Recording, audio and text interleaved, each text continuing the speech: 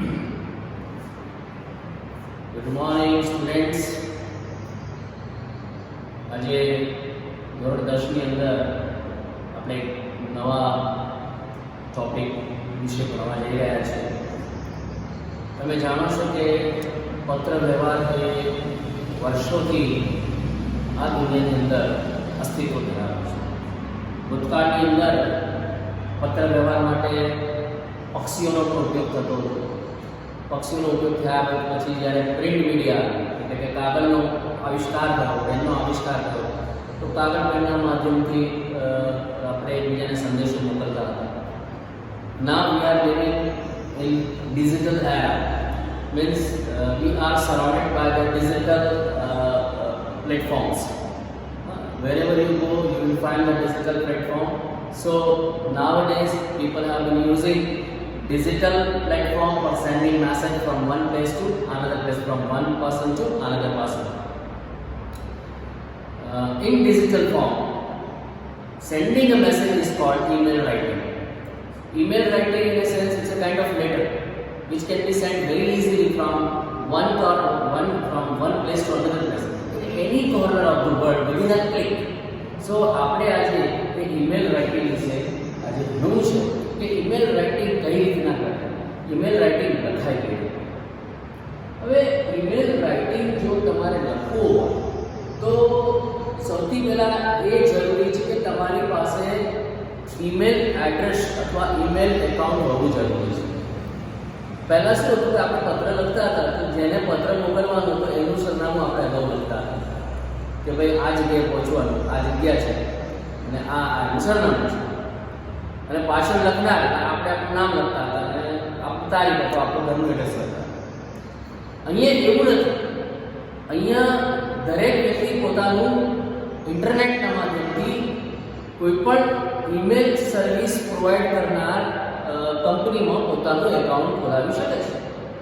જેવી રીતે કે આપણે જોઈએ છીએ કે ઘણા બધી એવી સર્વિસીસ છે જે આપણને મેલ ફેસિલિટી, મેલ કરવાની ફેસિલિટી આપે, જેમ કે જીમેલ છે, યાહૂ છે, રેડિટ મેલ છે, બહુ બધા છે, પ્રોટોન છે, એટલા બધા મેલ સર્વિસીસ છે. પણ જનરલી આપણે જોઈએ છીએ ત્યાં સુધી yahoo.com અથવા gmail.com અથવા redditmail.com અથવા hotmail.com આવા જુદી જુદી કંપનીઓ જે આપણને ફ્રી ઓફ મેલ સર્વિસ કરવાનું પ્લેટફોર્મ આપણને પૂરું પાડે છે.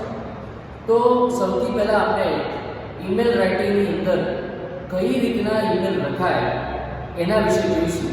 પણ આ ઈમેલ લખતી વખતે ઈમેલની અંદર શું લખવાનું છે, કોને ઈમેલ લખવાનું છે એની માહિતી આપી હોય છે. તો સૌથી પહેલાં આપણે સૂચનાને વાંચીએ. આપણો ટોપિક છે ઈમેલ રાઇટિંગ. ડ્રાફ્ટ એટલે an email in about 30 words. 30 શબ્દોની અંદર એક ઈમેલ રાઇટિંગ એટલે ઈમેલ પત્ર લખો on behalf of નાવતી, વનાવતી, Kashmira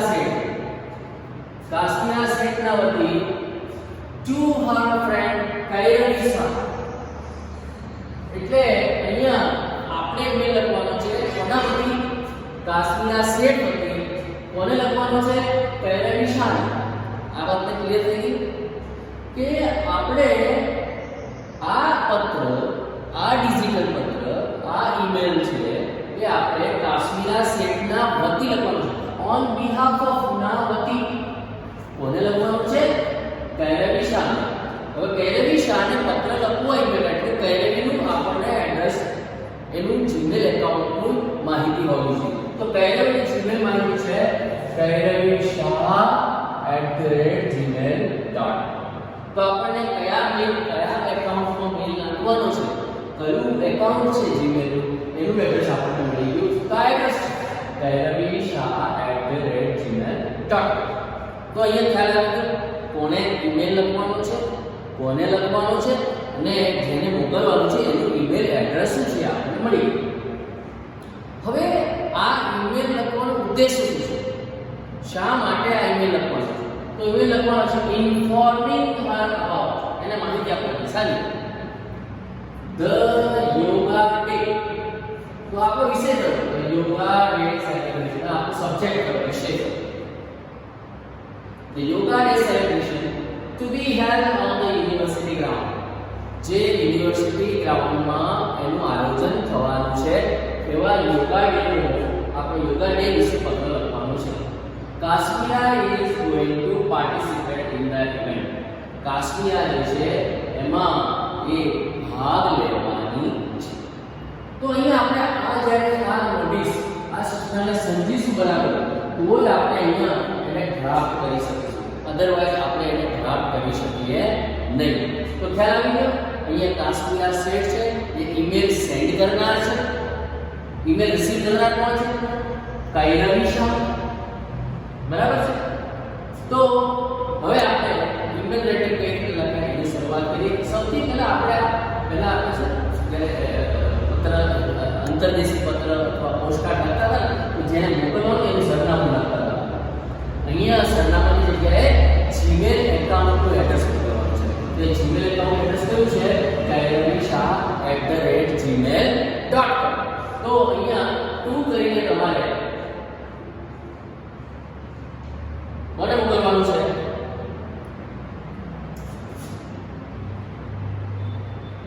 kairvishah@gmail.com. તો અહીંયા કમ્પ્યુટરને ખબર પડી ગઈ, ઇન્ટરનેટને ખબર પડી ગઈ કે ભાઈ મારે આ પત્ર આ મેલ એડ્રેસ પર મોકલવાનું છે. હવે સબ્જેક્ટ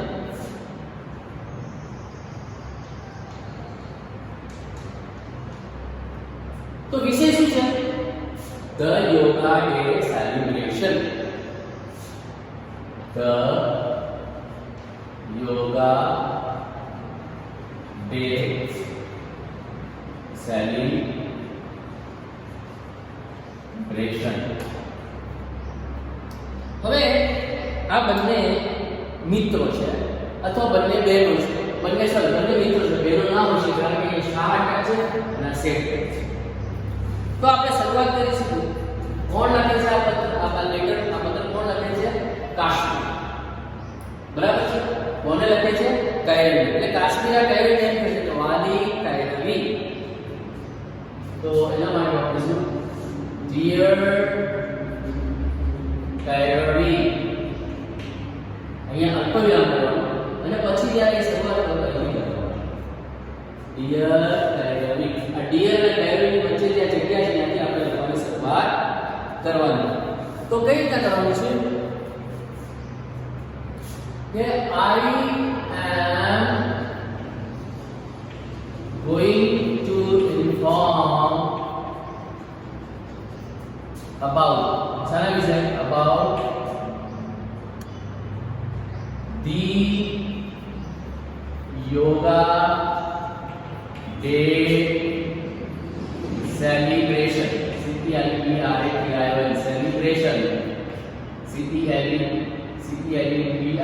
celebration celebration. હવે એ ઇન્ફોર્મ કરે છે. I am going to inform. હું તને જણાવી રહ્યો છું about the yoga day celebration. અચ્છા એટલે ક્યાં થવાનું છે? પછી અહીંથી to be held ક્યાં થવાનું છે? to be held on the university ground. on the university ground. હવે યુનિવર્સિટી ગ્રાઉન્ડમાં થવાનો છે પણ આપણે એમ કહી શકીએ કે ભાઈ હા આપણે જગ્યા તો મળી ગઈ તો યુનિવર્સિટી ગ્રાઉન્ડમાં થવાનું છે પણ ક્યારે થવાનું? ગમે ત્યારે લાગશે. હું એમ કહી શકું કે એટલે આ yoga celebration will be held એટલે એનું આયોજન થશે. it will be held અથવા it will be organized, it will be formed. You can write like that. It will be held on 21st June. तारीख आपकी 21st June in the morning. આપણે વધારે ના લખી શકીએ.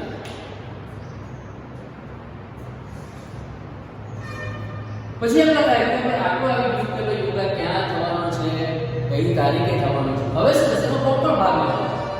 The students of schools. Students of schools क्या थी? All over the city. All over the city will participate. The students of schools all over the city. સમગ્ર શહેરમાંથી સ્કૂલના વિદ્યાર્થીઓ આમાં ભાગ લેશે.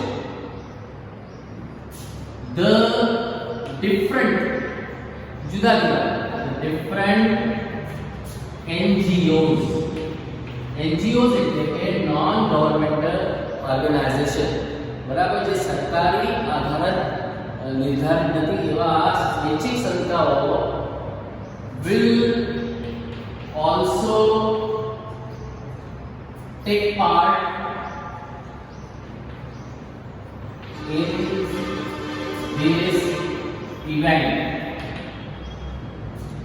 કે જુદી જુદી સ્વૈચ્છિક સંસ્થાઓ NGOs એટલે કે સામાજિક શૈક્ષણિક જે પણ હોય એ બધી સંસ્થાઓ પણ આની અંદર ભાગ લેવાની છે. The people લોકો of different field different field different field એટલે જુદા જુદા ક્ષેત્રના લોકો will join this great event. The people of different field will join this great event. એટલે જુદા જુદા ક્ષેત્રના લોકો પણ આમાં જોડાશે. તો અહીંયા તમે જોયું કે આપણે સૌથી પહેલા યોગા કઈ જગ્યાએ થવાના છે, કઈ તારીખે થવાના છે, કોણ કોણ એમાં જોડાવાના છે. પછી આપણે શકાય કે આટલું તો થશે પણ યોગા કોણ પરફોર્મ કરવાનું છે, યોગા કોણ કરાવશે, તો એમ કહી શકાય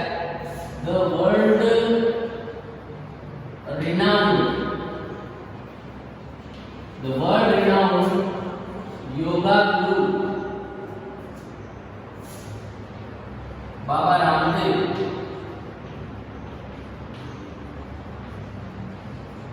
will guide us through yoga and asanas.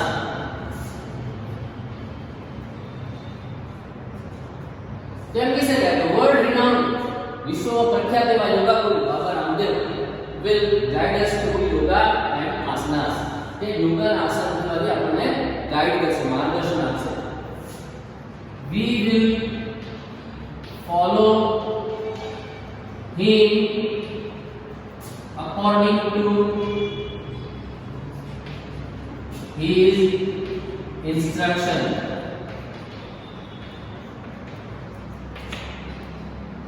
બરાબર છે કે અમે we will follow એટલે અમે અનુસરીશું હિમ એટલે બાબા ગુરુને, યોગા ગુરુને અકોર્ડિંગ ટુ નામ અનુસાર his instruction એની માહિતી અનુસાર એ જેવી સૂચનાઓ આપશે પ્રમાણે આપણે એના આસન અને યોગાને ફોલો કરીશું.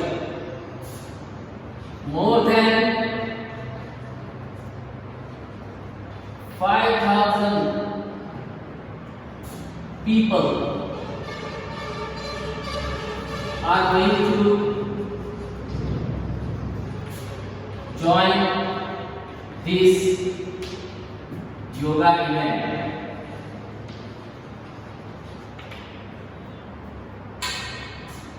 तो ये જોઈ શકાય છે કે more than 5,000 people are going to join this yoga event. Are going means જોડાવાના છે. Are going to join એટલે અત્યારે જોડાયા નથી, are going રચના ભવિષ્યમાં બતાવે છે. તો are going to join means તે જોડાવા જઈ રહ્યા છે. તો આટલું તમે લખશો એટલે તમે એમ લખશો કે ભાઈ ઓકે બાય. આ પત્ર કોણ લખે છે? પત્ર કોણ લખે છે? કાશ્મીરા શેખ.